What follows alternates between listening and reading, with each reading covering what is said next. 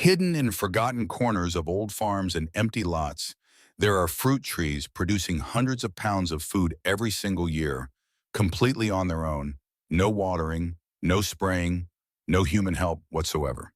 Most gardeners have never heard of these plants, and that is exactly why I am making this video today. Because what I am about to share with you could completely change how you grow food forever. We are talking about 15 fruits that practically grow themselves, plants that survived long before garden centers existed, and will keep thriving long after the trendy hybrids have given up.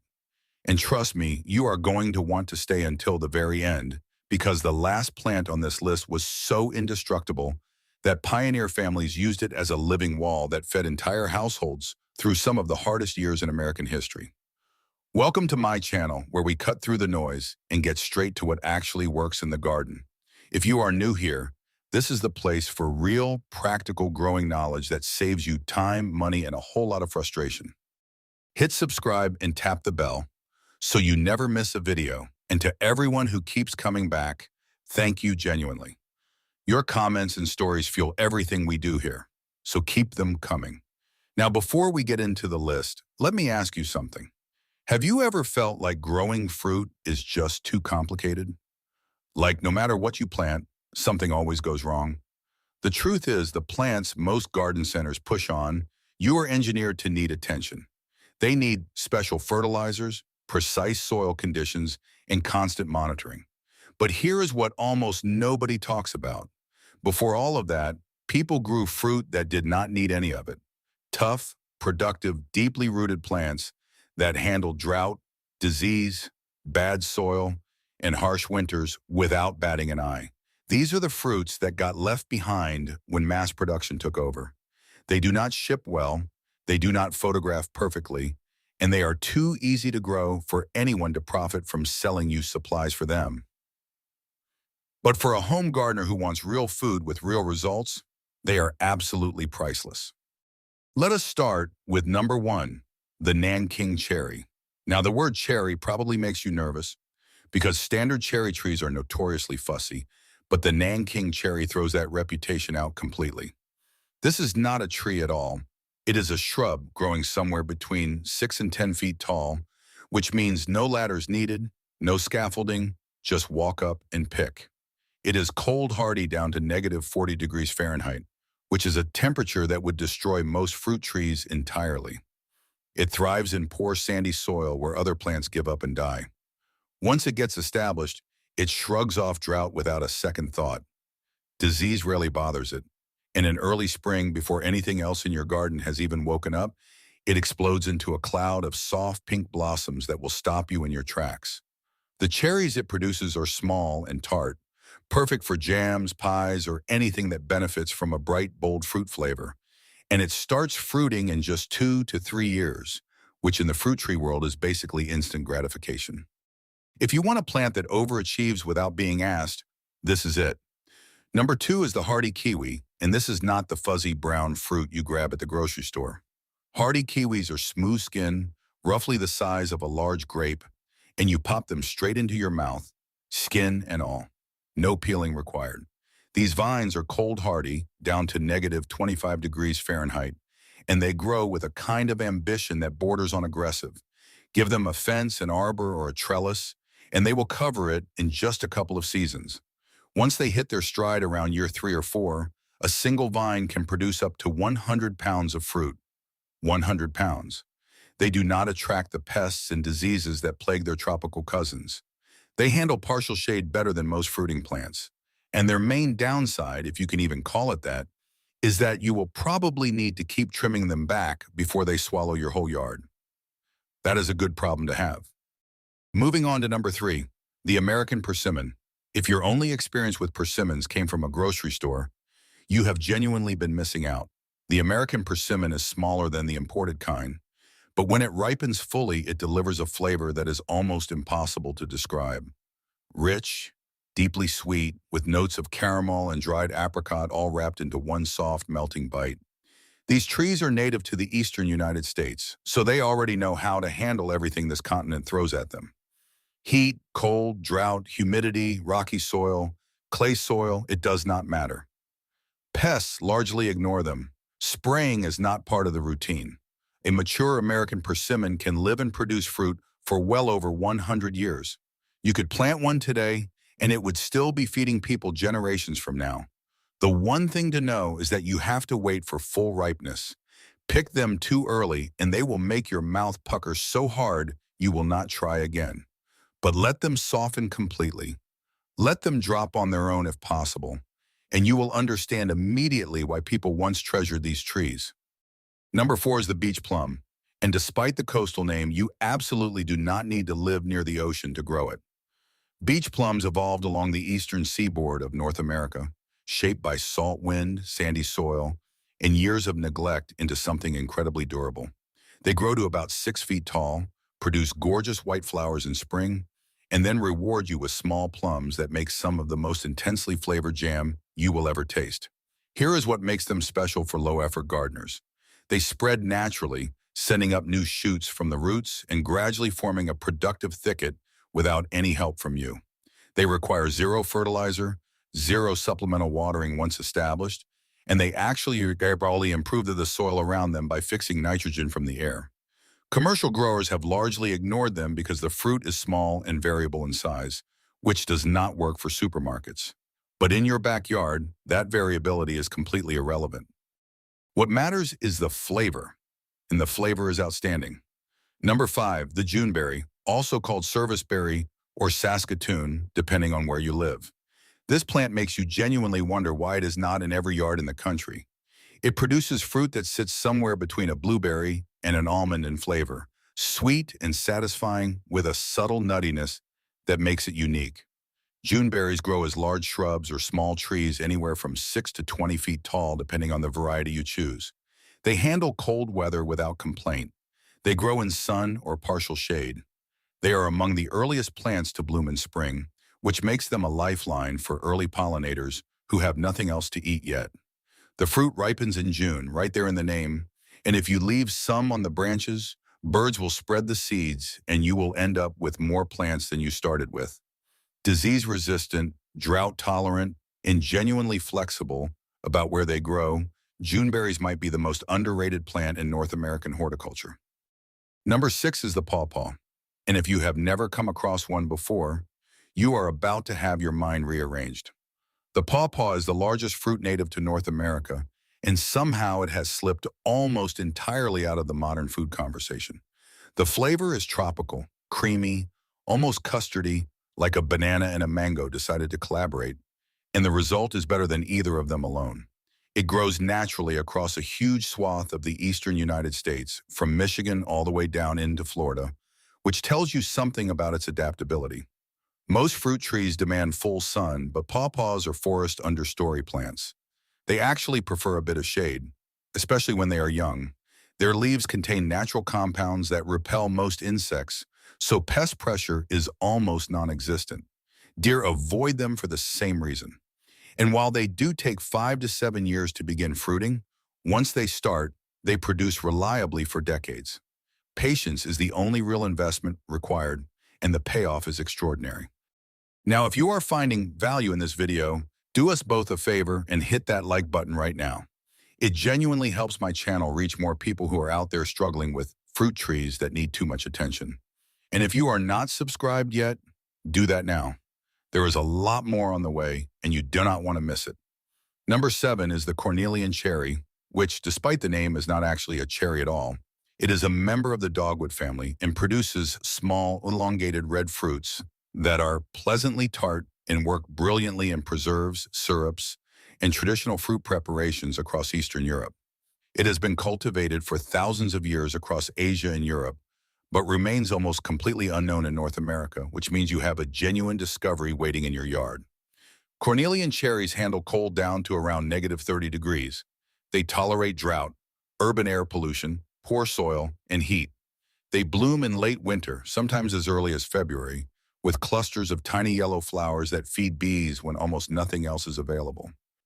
The fruit ripens in summer, and any fruit that drops just softens into the ground without creating a mess.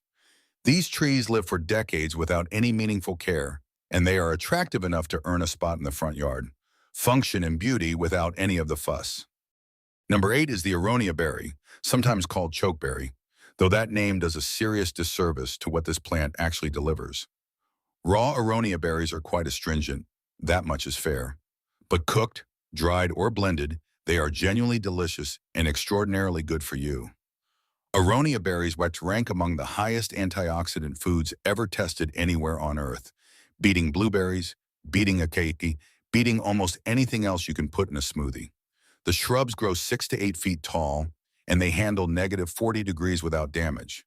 They do not care whether the soil is too wet or too dry. They grow in full sun or partial shade. No serious diseases bother them. No significant pests show up. Every autumn they load themselves with clusters of deep purple berries that you can turn into juice, blend into smoothies, stir into baked goods, or dry like raisins. You plant them once, mostly leave them alone, and every fall they deliver. Number 9 is the autumn olive, and I want to be honest with you about this one right up front. In certain regions, it is classified as invasive because it grows with such enthusiasm that it can spread into wild areas if not managed. So please check your local regulations before planting. But for gardeners with larger properties or difficult sites where nothing else seems to want to grow, autumn olive is remarkable. The small red berries are speckled with silver, they are mildly tart, and they contain more lycopene than tomatoes, pound for pound. The plants fix nitrogen in the soil and improve growing conditions for everything planted nearby. They handle drought, clay, and neglect with equal ease. A mature plant can produce 30 to 40 pounds of fruit in a single season. The berries are best used in rinse, fruit leathers, or blended with sweeter fruits. Just give this one a thoughtful planting location and do not let it wander where it should not go. Number 10 is the elderberry, a plant that has started to get more attention in recent years, but is still dramatically underutilized in home gardens. Elderberries have been grown and valued across Europe for centuries, both as food and as medicine. The berries are dense with vitamins and compounds that support immune function. The plants are almost shockingly easy to grow. They handle wet soil better than virtually any other fruiting shrub. They grow fast, sometimes reaching 8 to 12 feet within just a few seasons. The flowers are large, flat-top clusters of tiny white blooms that bees absolutely swarm over in early summer. The berries ripen in late summer as dense hanging clusters of small, dark purple fruit. A single established elderberry can give you 10 to 15 pounds per year. Bees adore the flowers. Birds flock to the berries. The whole garden ecosystem benefits from having one, or several. Occasional pruning keeps them tidy, but if you skip it entirely, they will still produce generously. Number 11 is the Chickasaw plum, a native plum species from the American South that forms spreading thickets and produces small, intensely flavored plums that are wonderful fresh or made into preserves. These plants handle heat and drought without flinching. They spread via root suckers, which means a single plant quietly builds into a productive colony over time. They bloom early in the season with white flowers so dense they almost look like snow, and they are a magnet for early pollinators. The fruit comes in around midsummer, small in size, but enormous in flavor. Once established, Chickasaw plums need nothing from you. They find their own water, feed themselves, and keep expanding gently outward. They also create dense habitat for birds and beneficial insects, so your whole garden benefits from their presence even beyond the fruit they produce.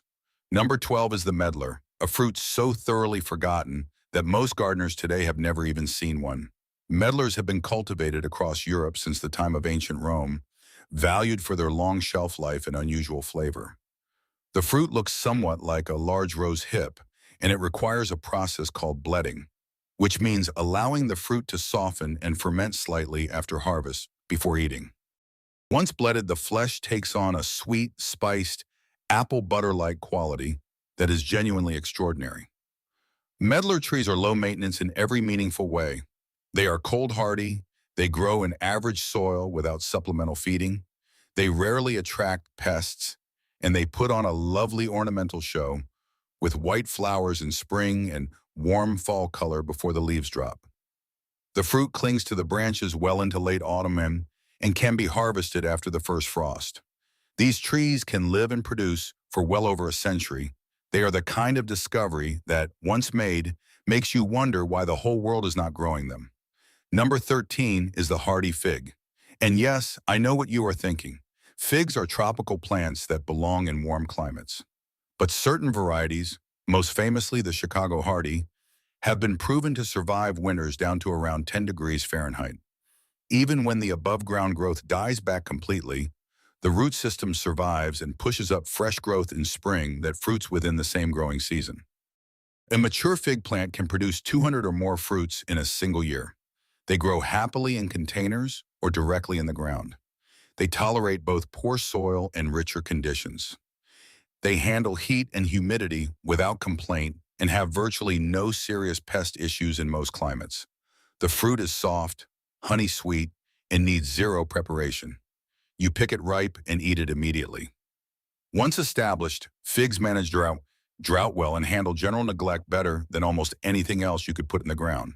If you have ever spotted a fig tree pushing up through a gap in pavement somewhere, growing on nothing but rainwater and stubbornness, you already understand what these plants are capable of. Number 14 is the mulberry. If you have never eaten a fresh mulberry straight off the tree, you have genuinely been missing a simple pleasure that most people no longer know exists. The fruit looks like an elongated blackberry and delivers a flavor that balances sweetness and a gentle tartness in a way that is hard to beat. Mulberry trees grow quickly, often beginning to fruit within 2 to 3 years of planting. And when they produce generously. We are talking buckets of fruit from a single tree in a good season. They grow in virtually any soil type. They handle drought and they handle wet conditions. No serious diseases plague them, and pest pressure is minimal. They are hardy across a wide range of climates from cold northern winters to hot southern summers. The fruiting window stretches over 6 to 8 weeks, which is a significant advantage over fruits that all ripen simultaneously and leave you overwhelmed. The one real consideration is that the fruit stains aggressively, so avoid planting directly over a patio or driveway. Put one in a corner of the yard with some open ground beneath it, and you will have more fruit than you and your neighbors can eat. Birds will help themselves generously as well, which keeps wildlife happy alongside your household.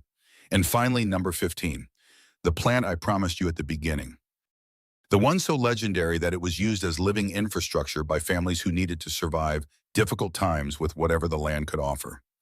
The hardy orange, also known as trifoliate orange or Poncirus trifoliata, is the only truly cold hardy citrus on Earth. It survives temperatures down to negative 20 degrees Fahrenheit, which puts it in a category entirely its own among citrus plants. It produces small, deeply fragrant oranges in autumn that are far too sour and bitter to eat fresh off the branch. But made into marmalade or used for their intensely aromatic zest, they are spectacular. Here is what makes this plant legendary beyond the fruit. Hardy orange grows with massive curved thorns and branches so densely interlocked that a mature hedge is physically impenetrable. Pioneer families across the American Midwest planted rows of hardy orange around their properties as living fences that kept livestock contained and predators out. These hedges required no maintenance, never rotted, never needed replacing, and produced food season after season for generations. The plants bloom with fragrant white flowers in spring, fruit in fall, and stay visually interesting through winter with their distinctive bright green stems. Once you plant a hardy orange, it will almost certainly outlast you. Your grandchildren will be harvesting fruit from it. That is the kind of legacy a garden can leave. So there you have it. 15 fruits that our great-grandparents relied on because they actually worked. Plants shaped by thousands of years of survival into something honest and reliable and genuinely productive. No marketing, no special inputs, no fussing, just plants doing what plants evolved to do year after year, regardless of whether anyone is paying attention. Here's what I want you to walk away with today. The gardening industry has done a tremendous job convincing us that growing fruit is a complicated, expensive, high-maintenance endeavor that requires constant vigilance and the right products. But the plants on this list tell a very different story. They ask almost nothing and give back abundantly. They thrive in poor conditions, handle weather extremes, and produce food that is often more flavorful and nutritious than anything you will find at a grocery store. So here is your challenge. Pick 2 plants from this list, just 2, and find a spot for them. It does not have to be ideal. That is kind of the whole point. Plant them, step back, and give them a full season. Come back and tell me what happened. I genuinely want to hear it. If you got something valuable out of this video today, please take a second and like it right now. It helps my channel reach more people who are out there overcomplicating their gardens and missing out on what is possible. Drop a comment below and tell me which of these 15 plants you are most excited to try. I read every single one, and your responses honestly shape future videos. And if you have not subscribed yet, do it now. We are building something here, a community of gardeners who work with nature instead of against it, and we are just getting started. Until next time, grow smart, grow easy, and remember that the best garden is the one that takes care of itself while you sit back and enjoy everything it produces.